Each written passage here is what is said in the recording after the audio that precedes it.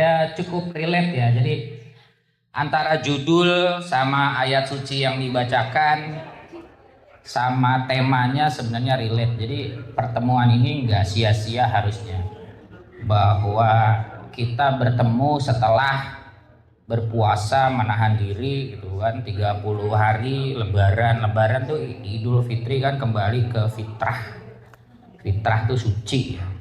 Jadi kalian tuh beribadah tapi esensinya tuh ditangkep gitu. Jangan cuman puasa nahan haus, nahan lapar gitu. Tapi nggak nangkep esensinya apa gitu. Kita tuh disuruh puasa menahan diri nih. Jadi setiap hari tanpa di bulan Ramadan juga kalian harus melaksanakan, memanifestasikan itu. Ya.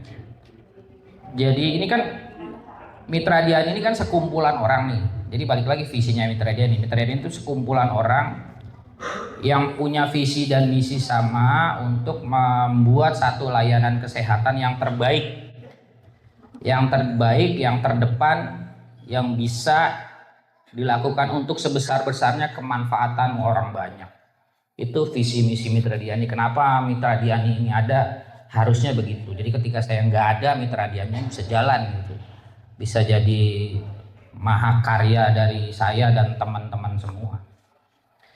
Nah ini kan balik lagi ke kumpulan. Jadi kalau visinya kumpulan orang, bisa nggak membentuk sebuah layanan yang hebat gitu. Lah kalau kumpulan orangnya aja nggak sama gitu, masing-masing kita saling berpolemik, masing-masing kita saling bermasalah. Kenapa muncul masalah? Kenapa muncul pertikaian antara kita?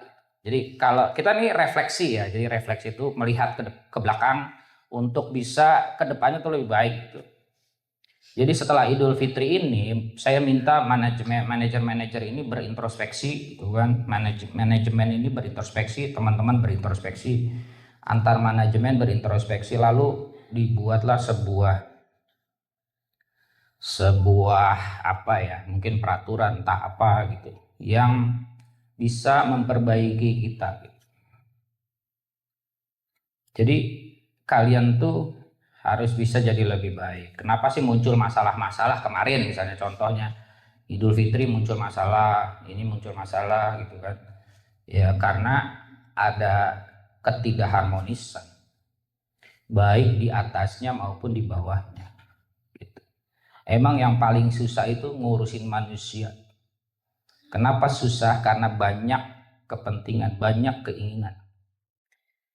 Yang paling bermasalah adalah manusia yang punya banyak keinginan. Kenapa staf OP ini saya puji ya staf OP ya. Kenapa staf OP itu nggak terlalu banyak riak, nggak terlalu banyak masalah? Karena mereka nggak banyak keinginan dan mereka simple dan mereka pure dari hati yang paling dalam.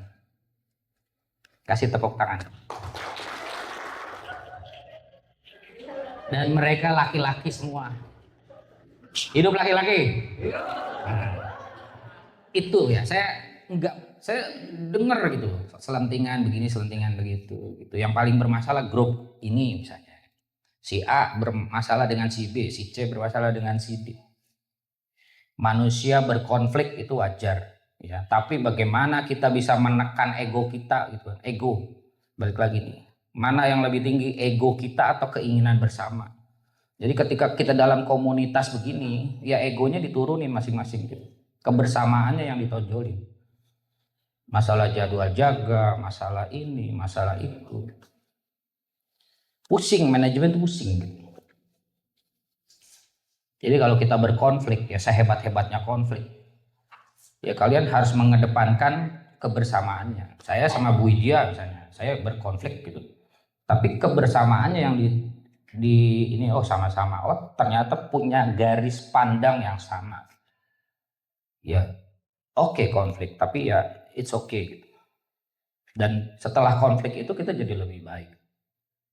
Saya memberi contoh itu ya. Saya memang jarang ya bicara kayak gini, jarang gitu. Tapi saya pengen teman-teman tuh setelah ini berintrospeksi gitu. Introspeksinya di diri sendiri, bukan di orang lain. Enggak, kita ngaca diri. Setiap hari kita dikasih kaca.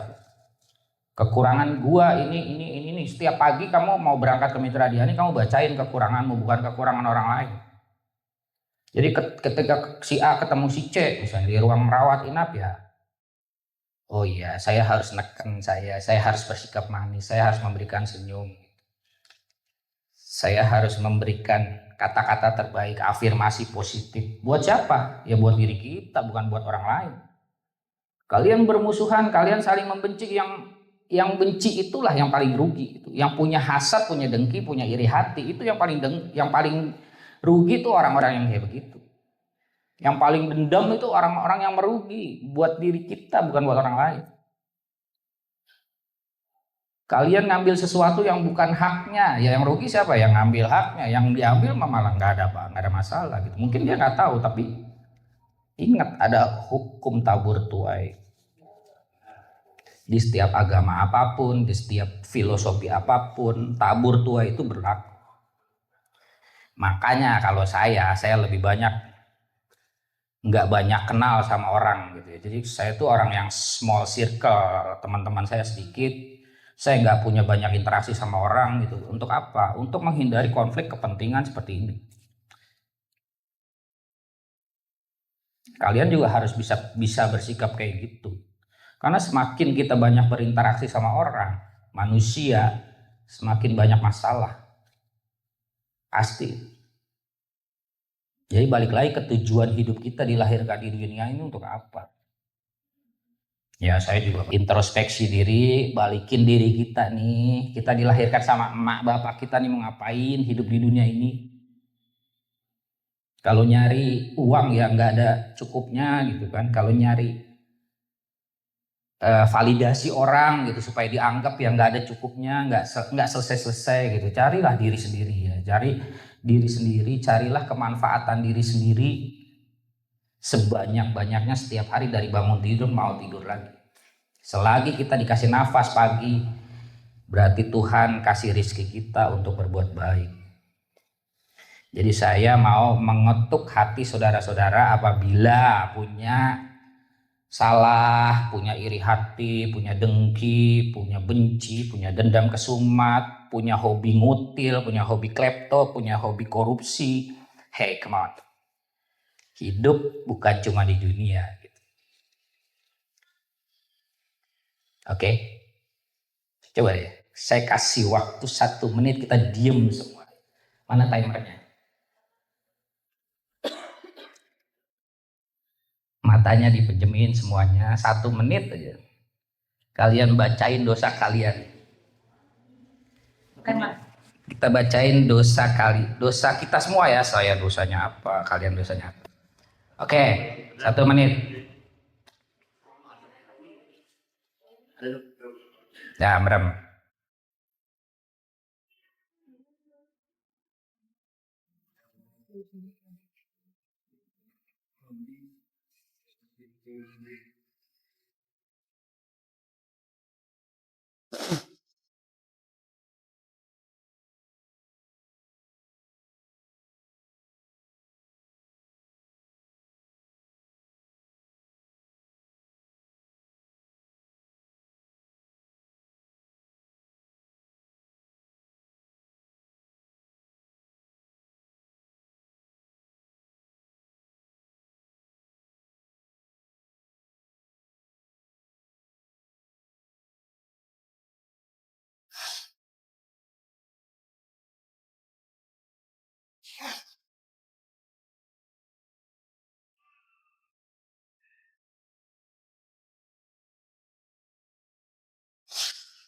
Oke ya.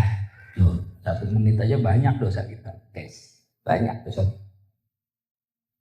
Apalagi kamu ngelamun gitu daripada kamu scroll TikTok gitu kan.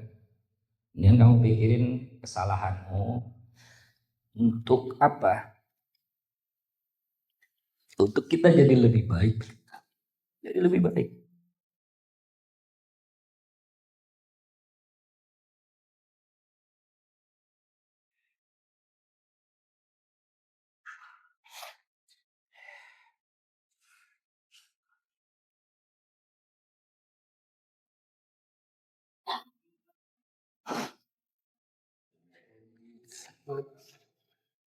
teman-teman bangkit semua gitu ya. Jadi yang punya permasalahan ayolah selesaikan, yang punya dosa ngakulah gitu. Saya dosa telah melakukan ini gitu. Jadi ya saya mengetuk hati kalian semua.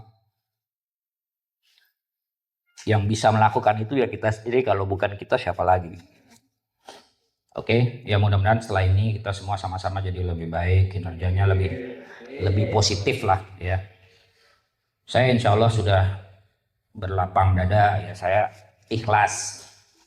Saya insya Allah orang yang nggak punya iri hati, nggak punya dengki, nggak punya dendam sama siapapun gitu. Jadi tapi kita juga nggak bisa bereaksi terhadap orang, terhadap kita gitu. Ketika kita sudah melakukan yang terbaik, ternyata orang lain bereaksi berbeda dengan kita, itu bukan urusan kita. Jadi prinsip seorang yang punya sifat stoik gitu ya harus kayak gitu. Kita aja jadi penerang gitu. Orang lain mau redup mau apa itu urusan mereka. Ya, thank you Mas Dabes. Thank you Mas Sultan ya. Bagus itu tadi. Insya Allah kita jadi lebih baik. Billahi taufiq walhidayah. Assalamualaikum.